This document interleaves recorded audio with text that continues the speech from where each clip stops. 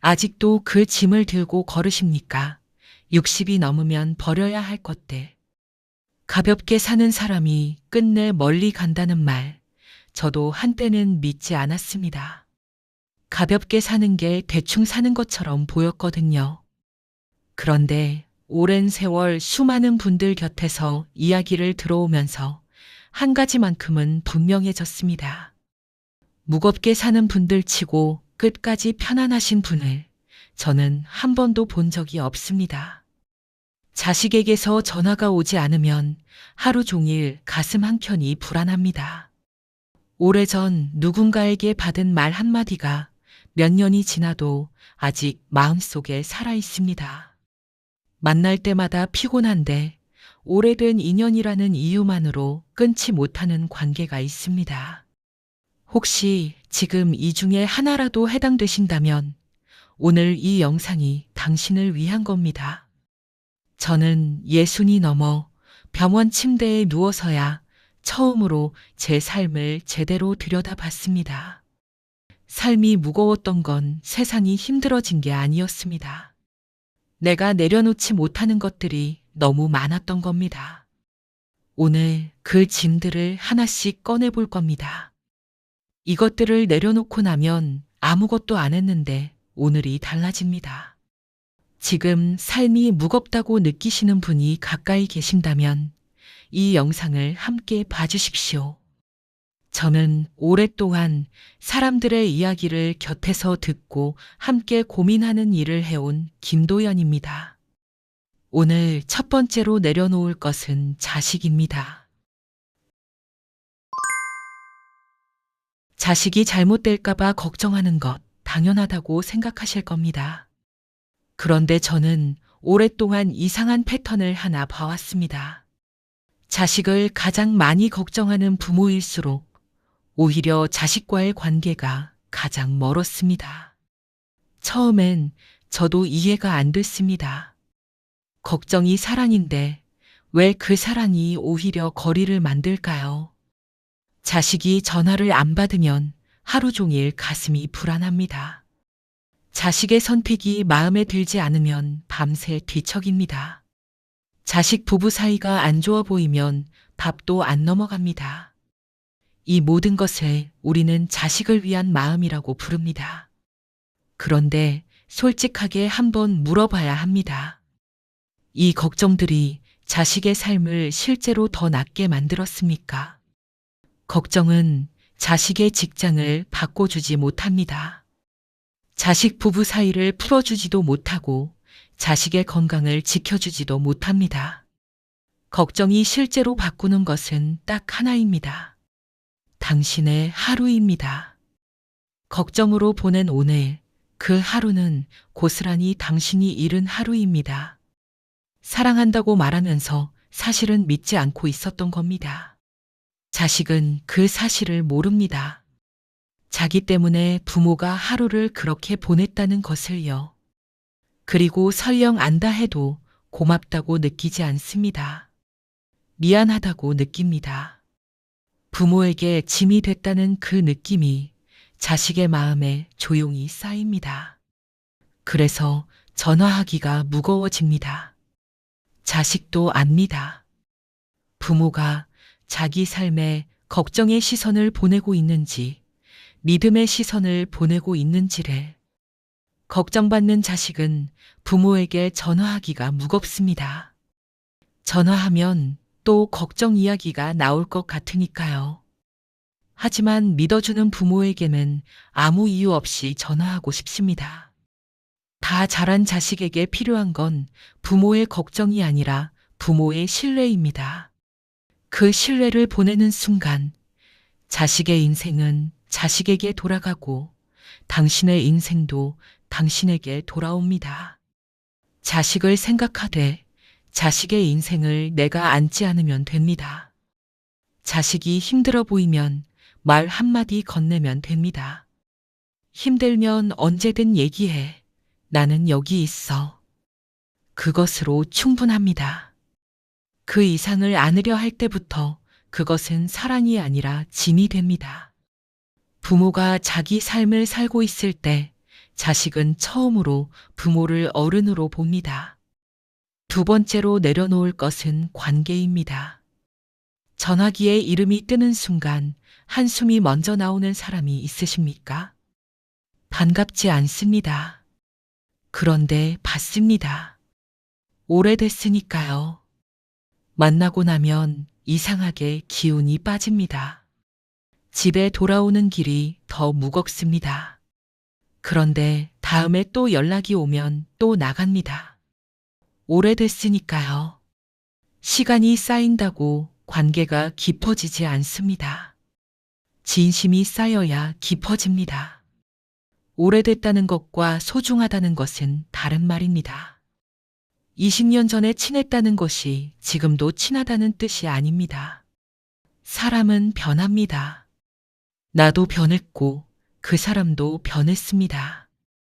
그런데 우리는 20년 전에 그 관계를 지금도 끌고 가려 합니다. 이미 존재하지 않는 것을 붙잡고 있는 겁니다. 의무감으로 유지하는 관계는 상대방에게도 사실 무례한 일입니다. 내가 억지로 만나고 있다는 것, 상대방도 어느 정도 느낍니다. 억지로 웃고, 억지로 공감하고, 억지로 안부를 주고받는 사이. 그게 서로에게 진짜 좋은 관계입니까? 관계를 끊으라는 것이 아닙니다. 힘을 빼라는 겁니다. 만나고 나서 집에 돌아오는 길에 한숨이 나온다면 그 관계에 이미 답이 있는 겁니다. 반대로 만나고 나서 괜히 더 씩씩해지는 사람이 있다면 그 사람을 붙잡으면 됩니다. 억지로 연락하지 않아도 됩니다. 억지로 챙기지 않아도 됩니다. 그 자리에 생긴 빈자리에 진짜 나를 편하게 해주는 사람 한 명이 들어올 공간이 생깁니다. 10명의 의무적인 관계보다 한 명의 진짜 관계가 삶을 훨씬 가볍게 만들어줍니다. 나이가 들수록 관계의 숫자가 줄어드는 것을 아쉬워하는 분들이 많습니다. 그런데 저는 그렇게 생각하지 않습니다. 관계가 줄어드는 게 아니라 진짜 관계만 남는 겁니다. 그것은 손실이 아닙니다. 정리입니다. 그리고 그 이후에 비로소 진짜 관계가 보입니다. 세 번째로 내려놓을 것은 후회입니다.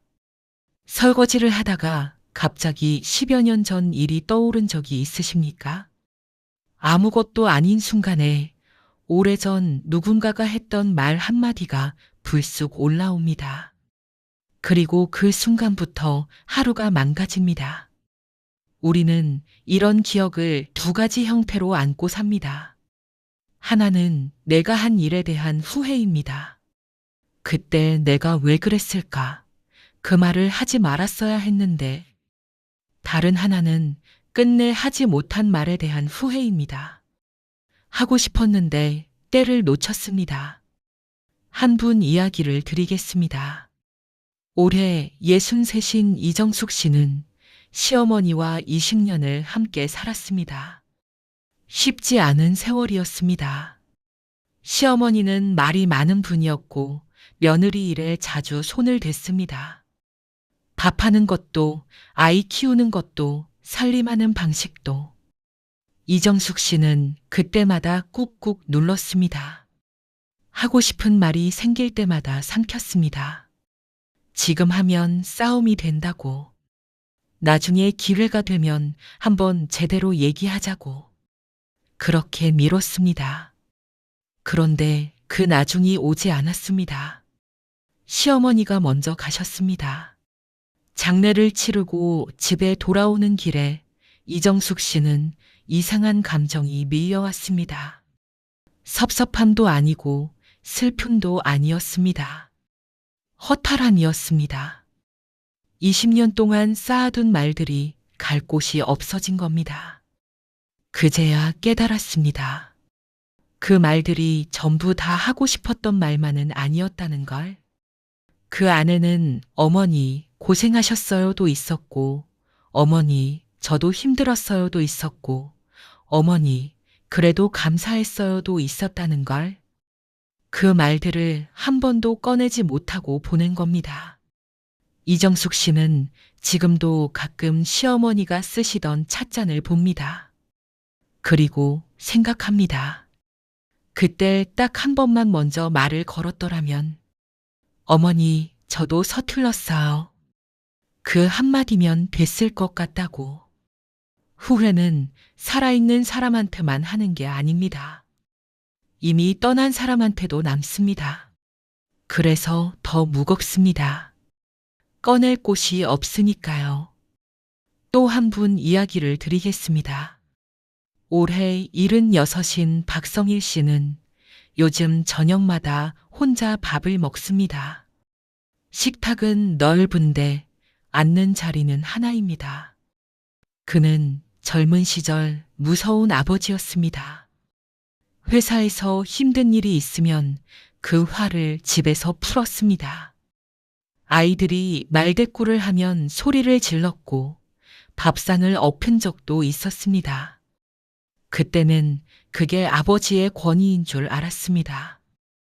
아니, 사실은 그냥 그렇게 배웠습니다. 자기 아버지도 그랬으니까요. 아이들이 크고 나서 하나둘 집을 떠났습니다. 명절이면 오긴 왔습니다. 그런데 이상했습니다. 아이들이 밥을 먹으면서도 눈을 잘 마주치지 않았습니다. 웃긴 웃는데 어딘가 불편해 보였습니다. 밥을 먹자마자 일어서려 했습니다. 처음엔 바빠서 그런가 했습니다. 그런데 어느 해 명절, 작은아이가 화장실에 다녀오다가 전화 통화하는 소리가 들렸습니다. 응, 나 거기 있어. 좀만 이따 갈게. 아직 밥 먹는 중이야. 그 말이 가슴에 박혔습니다. 우리 집이 빨리 떠나야 할 곳이 됐다는 걸 그때 처음으로 알았습니다. 그 아이는 이제 50이 다 되어 갑니다. 아버지 집에 가는 날이면 아직도 가슴이 조금 무겁습니다. 아버지가 밉다는 게 아닙니다. 그냥 어떻게 대해야 할지 모르겠습니다. 어릴 때 무서웠던 그 사람이 이제는 등이 굽고 밥도 천천히 먹습니다. 그 모습을 보면 이상하게 코끝이 찡해집니다. 그런데 다가가기가 여전히 쉽지 않습니다. 살갑게 굴어본 적이 없으니까요. 아버지도, 나도. 어느 날 박성희 씨가 오래된 서랍을 정리하다가 사진 한 장을 꺼냈습니다. 아이들이 어릴 때 찍은 사진이었습니다. 큰아이가 5살, 작은아이가 3살. 둘이 아버지 무릎 위에 올라앉아 환하게 웃고 있었습니다. 사진 속 자신의 얼굴도 웃고 있었습니다. 그때는 웃었구나. 그 생각을 하는데 갑자기 눈물이 났습니다.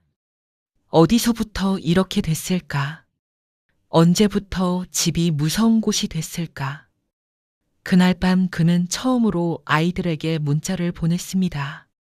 이번 주말에 아버지 집에 한번 올 수 있냐? 평생 먼저 연락해 본 적이 없었습니다. 답장이 왔습니다. 네, 갈게요. 2글자였습니다. 그런데 그 2글자를 보고 또 울었습니다. 그 주말 밥상에서 박성일 씨는 사과를 하지 못했습니다. 어떻게 시작해야 할지 몰랐습니다. 평생 한 번도 해본 적 없는 말이었으니까요. 그냥 밥을 먹었습니다. 작은아이가 반찬을 아버지 앞으로 밀어줬습니다. 아무 말 없이. 그 손을 보면서 박성일 씨는 생각했습니다.